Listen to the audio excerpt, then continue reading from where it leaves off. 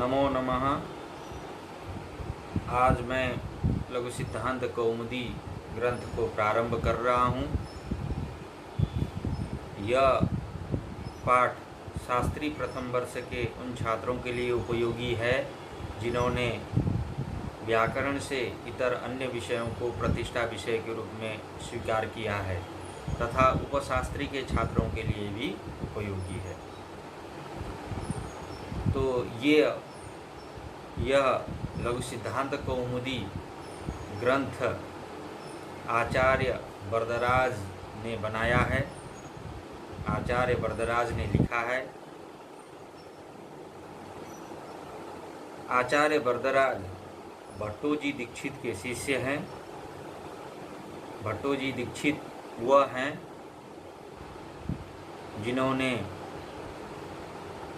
सिद्धांत कौमुदी की रचना की है। सिद्धांत कौमुदी पाणिनि जी के सूत्रों को लेकर ही बनाया है। पाणिनि जी ने अष्टाध्यायी ग्रंथ की रचना की है। माहेश्वर सूत्र, अयुण इत्यादि को लेकर अष्टाध्यायी नामक ग्रंथ में 8 अध्याय हैं। प्रत्येक अध्याय में 4 पाद हैं, तो कुल उसमें लगभग 4000 के करीब सूत्र हैं। तो उन्हीं सूत्रों को, संपूर्ण सूत्रों को समेटकर भट्टोजी दीक्षित ने वैयाकरण सिद्धांत कौमुदी बनाया। तो वही वैयाकरण सिद्धांत कौमुदी को लेकर आचार्य वरदराज ने लघु सिद्धांत कौमुदी बनाया। तो आचार्य वरदराज ने लघु सिद्धांत कौमुदी में 1275 या 76 सूत्रों को समेटा है। संपूर्ण सूत्र यहाँ नहीं है। जो आवश्यक है, जो उपयोगी उनको लगा, उन्हीं सूत्रों को लेकर लघु सिद्धांत कौमुदी बनाया है। तो पाणिनि जी ने केवल सूत्र लिखा, सूत्रात्मक ग्रंथ है अष्टाध्यायी। तो उन सूत्रों के अर्थ रूप में वृत्ति भट्टोजी दीक्षित ने लिखकर सिद्धांत कौमुदी बनाया है। तो उसी के उसमें आचार्य वरदराज ने भी यहाँ पर वही वृत्ति, वही सूत्रों को लेकर, संपूर्ण न लेकर के 1275 सूत्रों, 76 सूत्रों को लेकर यह लघु सिद्धांत कौमुदी बनाया। तो लघु सिद्धांत कौमुदी, तो सिद्धांतानाम कौमुदी, सिद्धांत कौमुदी, लघवी चासौ सिद्धांत कौमुदी, लघु सिद्धांत कौमुदी, यह इसका व्युत्पत्ति है, विग्रह है। तो लघु जो सिद्धांत कौमुदी है वो लघु सिद्धांत कौमुदी। तो ग्रंथ प्रारंभ करने के पूर्व मंगलाचरण करने की परंपरा है, क्योंकि विघ्न के समाप्ति के लिए मंगल का आचरण करना चाहिए। इस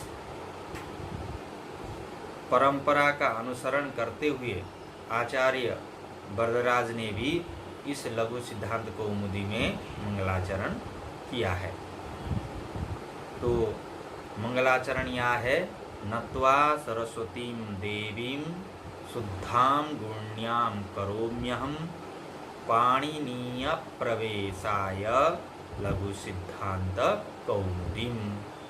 नत्वा सरस्वतीं देवीं शुद्धां गुण्यां करोम्यहं पाणिनीय प्रवेशाय लघु सिद्धांत कौमुदीं। यह मंगलाचरण। तो मंगलाचरण 3 प्रकार का होता है। एक नमस्कारात्मक, जिसमें नमस्कार किए जाते हैं, अपने आराध्य देव, इष्ट देवों का प्रणाम किया जाता है। और आशीर्वादात्मक, किसी गुरुजनों का नाम लेकर अथवा भगवान, किसी अपने प्रिय व्यक्ति अथवा भगवान इत्यादि का नाम लेकर आशीर्वाद प्राप्त हो, ये तदर्थ जो मंगल किया जाता है वो आशीर्वादात्मक मंगल हो गया। और एक वस्तु निर्देशात्मक मंगल होता है। वस्तु निर्देशात्मक अर्थात जो ग्रंथ लिख रहे हैं तो उसमें क्या है, इस ग्रंथ में क्या है, वो बताने के लिए जो मंगल करते हैं वो वस्तु निर्देशात्मक मंगल होता है। तो यहाँ पर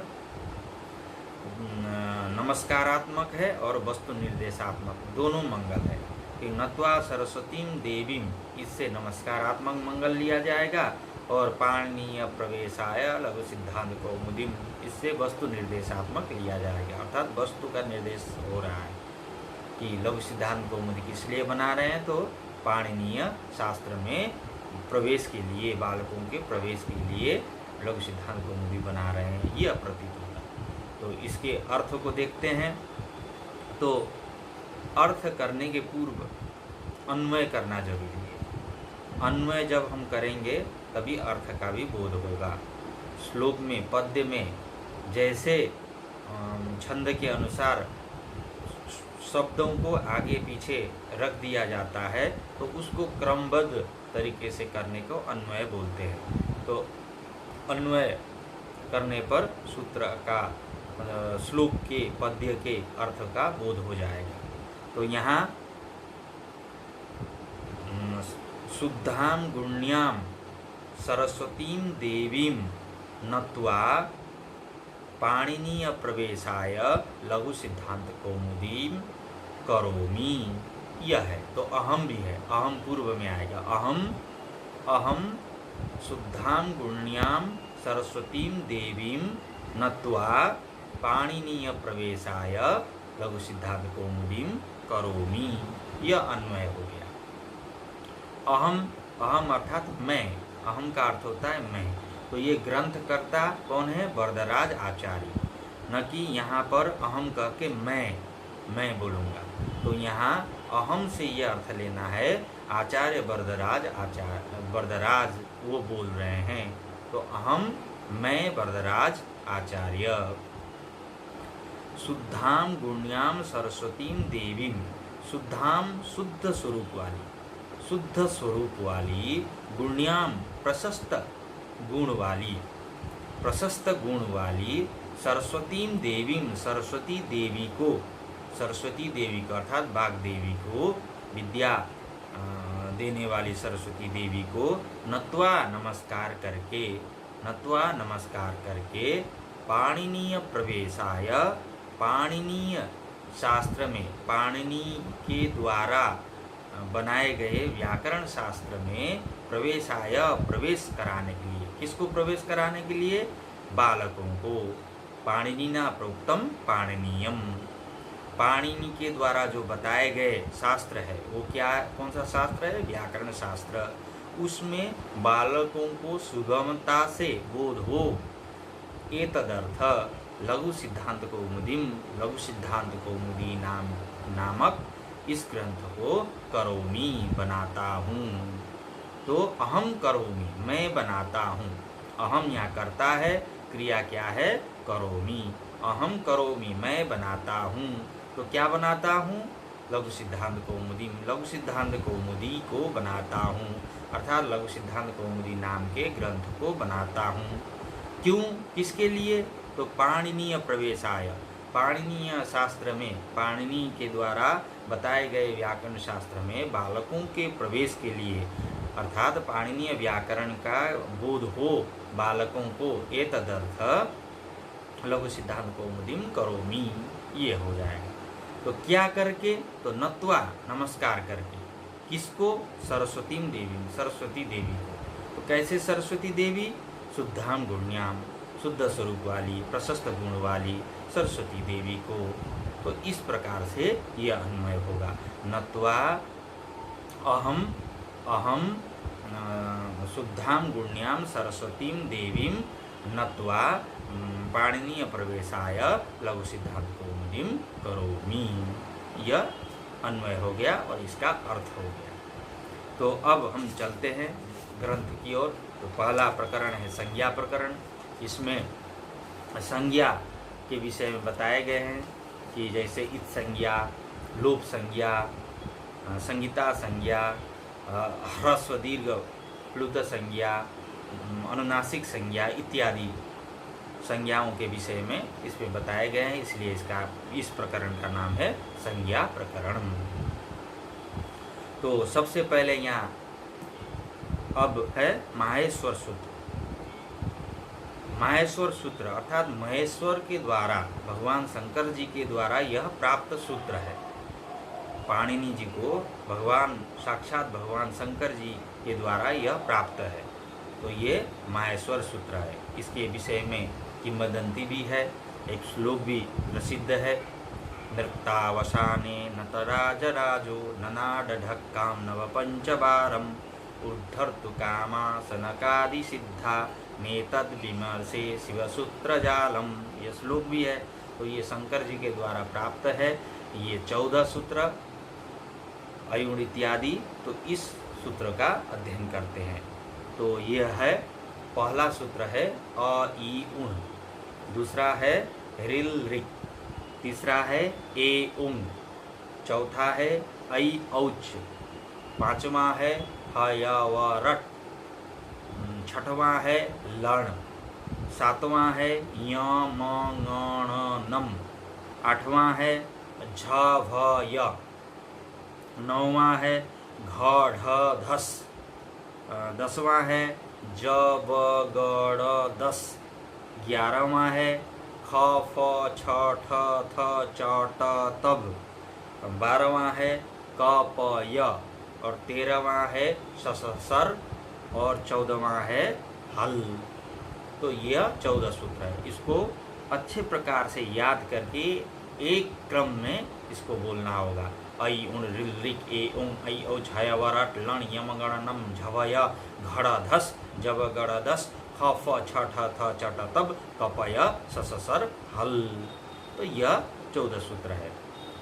तो यहाँ यह अंतिम प्रत्येक सूत्र के अंत में एक हलंत वर्ण है, तो उसको छोड़कर भी याद करना होगा, क्योंकि वो आगे हम बताएंगे प्रत्याहार इत्यादि सिद्ध करने के लिए। तो जैसे अ ई उ रिल री ए ओ ऐ औ ह य व र ल य म ङ ण न झ भ घ ढ ध ज ब ग ड़ द ख फ छ ठ थ च ट त क प स स स ह।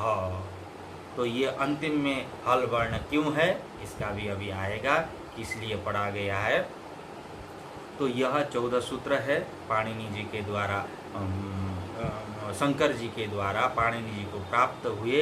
इन्हीं 14 सूत्रों को लेकर भगवान पाणिनि जी ने अष्टाध्यायी ग्रंथ बनाया, जिसमें लगभग 4000 सूत्रों को समेट दिया, 4000 सूत्रों में बनाया है ग्रंथ। तो आगे चलते हैं। अब वृत्ति है इति माहेश्वराणि सूत्राणि अनादि संज्ञार्थानि। इति माहेश्वराणि सूत्राणि अनादि संज्ञार्थानि। तो यह जो माहेश्वर सूत्र है पूर्वोक्त, इति का अर्थ हो गया पूर्वोक्त, अर्थात जो अयुण इत्यादि ये अभी बताए गए सूत्र है 14 सूत्र, वह सूत्र में माहेश्वराणि सूत्राणि, ये क्या है, माहेश्वर सूत्र है, महेश्वर के द्वारा प्राप्त है, इसलिए ये माहेश्वर सूत्र है। इन सूत्रों में अनादि संज्ञार्थानि, यह सूत्र के किस लिए है, तो अनादि संज्ञा के लिए है। अण अच अक इत्यादि प्रत्याहार संज्ञा करने के लिए है, प्रत्याहार बनाने के लिए यह सूत्र है। एषाम अन्त्या इतः, एषाम अन्त्या इतः, एषाम अन्त्या इतः, एषाम अन्त्या इतः, एषाम इन 14 सूत्रों में, अयुण इत्यादि सूत्रों में, अयुण में ण है, रिल रिक में क है, ए ओंग में ङ है, ऐ औच में च है, हयवरट में ट है, लण में ण है, यमगणनम में म है, झवय में य है, घड़धस में श है, जबगड़दस में स है, और खफ छटत चटतब में व है, कपय में य है, सससर में र है, हल में ल है। तो यह इन सूत्रों के अंत में, प्रत्येक सूत्र के अंत में एक हल वर्ण है। तो वो किस लिए है, तो इतः, इत संज्ञा के लिए। ऐसाम इन 14 सूत्रों के अंत में स्थित जो हल वर्ण है, वो वर्ण इतः, इत संज्ञा करने के लिए है। तो इत संज्ञा का प्रयोजन भी आगे आएगा, प्रत्याहार इत्यादि सिद्ध करने के लिए है। पुनः हकारादिस्वकार उच्चारणार्थ। तो यहाँ हुआ कि अयुण में तो ये ठीक है, स्वर वर्ण है, अ ई उ सब आया। लेकिन हयवरट में ह में भी अ है, और य में भी अ है, व में भी अ है, र में भी अ है। तो यहाँ अकार इत्यादि क्यों पड़ा है? हयवरट इत्यादि में अकार क्यों पड़ा है? तो उसके उत्तर में बताते हैं कि हकारादिषु, हकार इत्यादि में अर्थात हयवरट इत्यादि सूत्रों में अकारः जो अकार है वह उच्चारणार्थ, उच्चारण के लिए है। क्यों?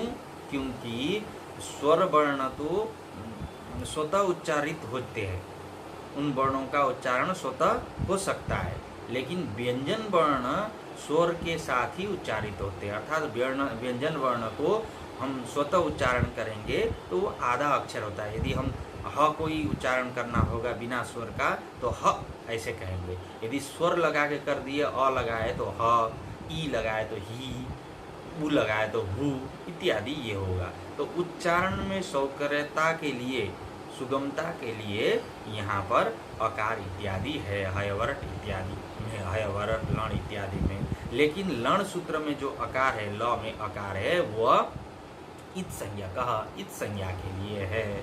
यह अंतर है। हयवरट इत्यादि जो सूत्र है, हयवरट में जो ह य व र है, और यमगणम में यम गण न है, झव में झभ है, इन सूत्रों में जो आकार है वो उच्चारण के लिए है। परंतु जो लण है, लण में जो ल में अ है वह इत संज्ञा के लिए है। तो इत संज्ञा क्यों इत संज्ञा इसमें है, किस लिए इत संज्ञा के लिए है?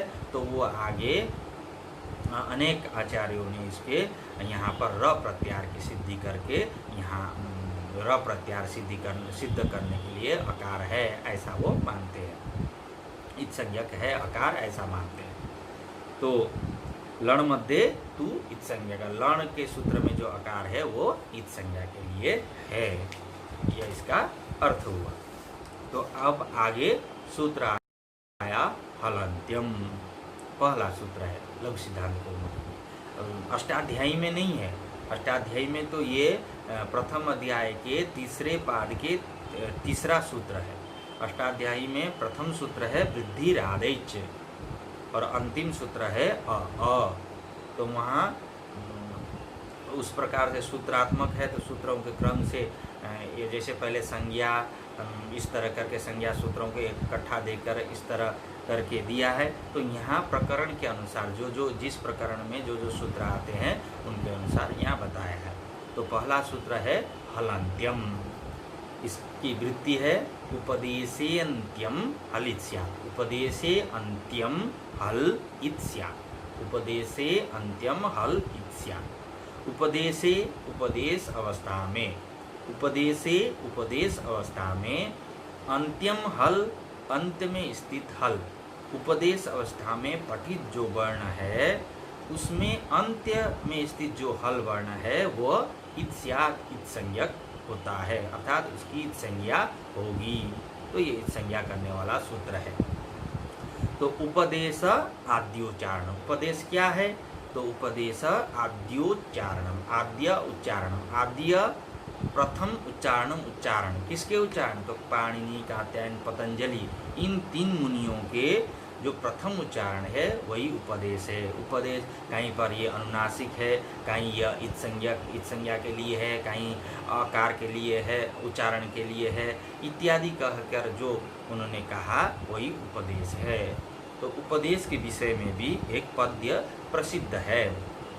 तो वो कहते हैं, पद्य है धातु सूत्र गणोणादि वाक्यलिंगानुशासनम आगम प्रत्ययादेशा उपदेशा प्रकृतिता। यह पद्य प्रसिद्ध है इसमें उपदेश के लिए। तो आगे है सूत्रेषु अदृष्टम पदम सूत्रांतराद अनुवर्तनीयम सर्वत्र। सूत्रेषु अदृष्टम पदम सूत्रांतराद अनुवर्तनीयम सर्वत्र। अब यहाँ एक प्रश्न आ जाता है, जैसे हलंत्यम ये सूत्र था, हलंत्यम में तो हल और अंत्यम दो इसमें दिख रहा है, लेकिन वृत्ति में जो अर्थ लिखे वृत्तिकार ने यहाँ उपदेशे अंत्यम हल इत स्यात्, यहाँ इत भी नहीं है सूत्र में और उपदेशे भी नहीं है, ये कहाँ से आया?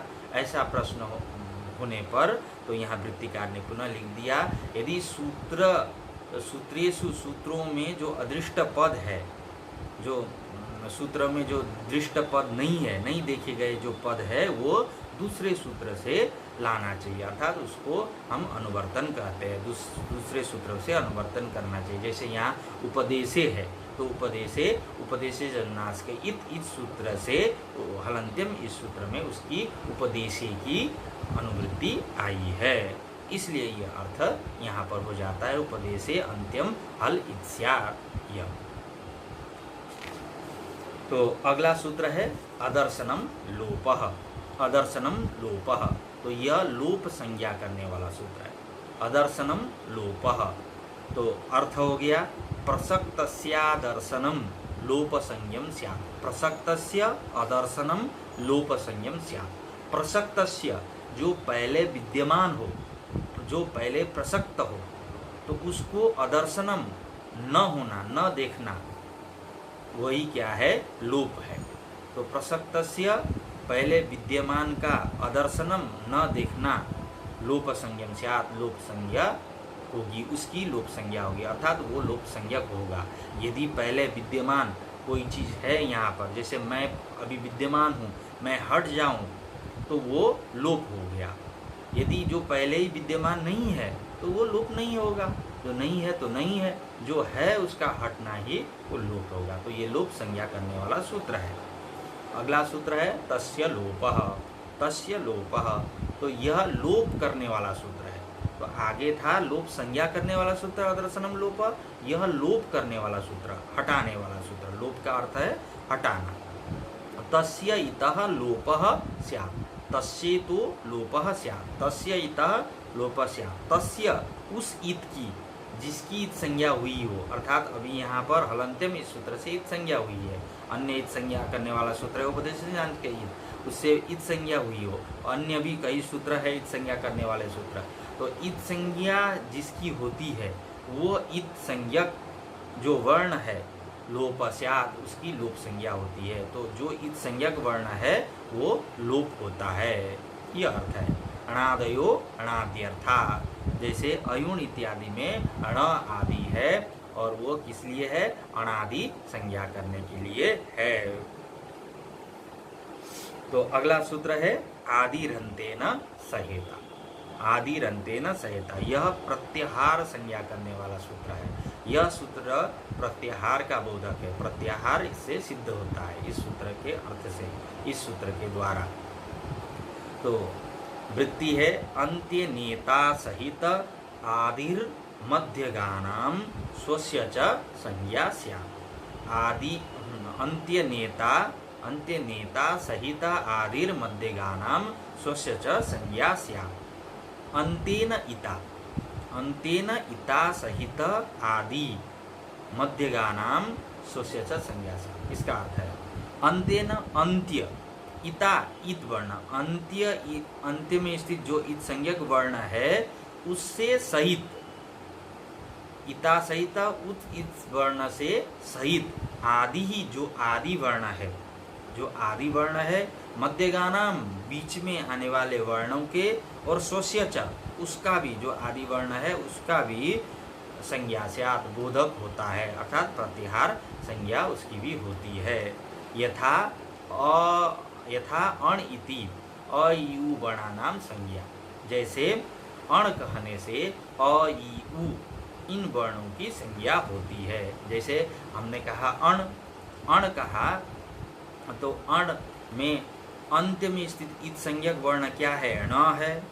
उससे सहित आदि वर्ण क्या है, अ है। मध्यगानाम बीच में आने वाले वर्ण हो गए इ उ, उन वर्णों के ई उ बीच वाले वर्णों और स्वस्य च अपने अ का भी बोधक होता है, इसलिए अण प्रत्याहार कहने से अ ई उ इसका बोध हो जाएगा। इसी तरह एवं इसी प्रकार से अच अल हल इत्यादि सिद्ध होते हैं। तो इसीलिए यहाँ लिखा है एवं मच हल अल इत्यादय, ये सब प्रत्याहार सिद्ध होते हैं। तो प्रत्याहार बनाने के लिए सबसे पहले हम लोगों को अयुण इसको अच्छी प्रकार से याद करना चाहिए, और इसमें अंत में स्थित जो हल वर्ण है उसको छोड़कर याद करनी चाहिए, एकदम धारा प्रवाह। और प्रत्याहार बनाने के पूर्व एक चीज़ ध्यान रखना चाहिए, प्रत्याहार में 1.5 अक्षर होता है, एक पूर्ण अक्षर होता है और एक, चाहे आगे वाला स्वर हो चाहे हल हो, वो पूर्ण अक्षर होता है, और अंत्य वाला हल ही होता है। अंत्य में जो हल है ये 14 सूत्रों में जो लगे हुए अण क इत्यादि जो है उसमें से एक कोई न कोई रहता है। तो उसको बनाने के लिए सबसे पहले यदि कोई कह दिया कि हल, यदि हल प्रत्याहार बनाओ ऐसा कोई प्रश्न कर दिया तो हल वो उस वाक्य को लेना चाहिए। तो उसमें पहला आदि वाला वर्ण है ह और अंत्य वाला है ल। तो ह कहाँ से आता है ये शुरू करना है, तो हयवर्ण में ह आता है, तो ह से हमको शुरू करना है और कहाँ तक जाना है, ल जो हल वर्ण है, आधा हल वर्ण, ह वर्ण मतलब ल वर्ण, हल में जो आधा ल वर्ण है वो कहाँ पर है, तो हल में है, अंतिम सूत्र हल में है, तो वहाँ तक हमको बोलना है। और बीच में आए हुए जो आधे वर्ण हल वाला वर्ण है उसको छोड़ करके सब बोलना है। जैसे हल या प्रत्याहार बताने के लिए आदि वर्ण ह है, वो स्थित सूत्र हो गया हयवरट, तो अंतिम में ल है, ल वाला हो गया सूत्र हल, तो हल अंतिम वाला सूत्र है 14वां सूत्र हल। तो अब हमको सूत्र करना शुरू करना है, स्टार्ट करना है ह से। तो अब हम ह से बोलते जाएंगे, ह य व र ल य म ग य म ङ न झ भ घ ड़ ध ज व ग ड़ द ख फ छ ठ थ च ट त क प स श स ह। तो यह प्रत्याहार हो गया, हल प्रत्याहार। तो इस बीच में हमने जो कटे हुए वर्ण है उनको नहीं बोला, जैसे हयवरट में ट को नहीं बोला, लण में अण को नहीं बोला, तो यमगणनम में म को नहीं बोला। तो इन सब को छोड़ करके केवल जो पूर्ण वर्ण है उनको बोलना है, तो यह हल प्रत्याहार हो गया। इसी तरह अच प्रत्याहार बताने के लिए, तो अच में आदि वर्ण है अ और च कहाँ लगा है, अंतिम हल वाला वर्ण च, तो यहाँ ऐ औच में च लगा है। तो अब हमको शुरू करना है कहाँ से, अ से, तो अ वाला सूत्र क्या है, अयुण। तो अब बीच में कोई कटे हुए वर्णों को नहीं बोलना है, तो हमको अ ई उ रिल री ए ओ ऐ औ वहाँ तक अच प्रत्याहार हो गया। इसी प्रकार से अन्य भी अभ्यास करेंगे अच्छे प्रकार से, क्योंकि प्रत्याहार जब तक कंठस्थ न हो, प्रत्याहारों का अभ्यास न हो, आगे सूत्रार्थ भी नहीं लगेगा और प्रयोगों की सिद्धि करने में भी समस्या आएगी। धन्यवाद।